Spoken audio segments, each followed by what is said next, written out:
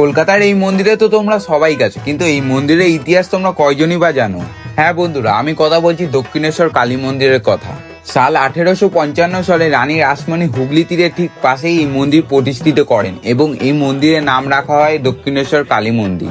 তখনকার দিনে এই মন্দির বানাতে রানী রাসমণির খরচ লেগেছিল 9 লক্ষ টাকারও অনেক বেশি।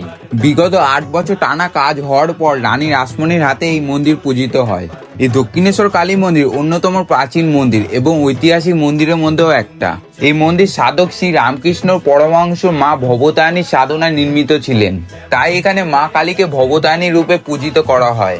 এছাড়াও এই মন্দিরে রয়েছে 12টি শিব মন্দির। অমাবস্যার তিথিতে এই মন্দিরের ভিড়টা সব থেকে বেশি দেখা যায়। কথায় আছে, মা ভবতারিণীর কাছে যদি তোমরা কিছু চাও সেটা নিশ্চয়ই তোমরা পাবে।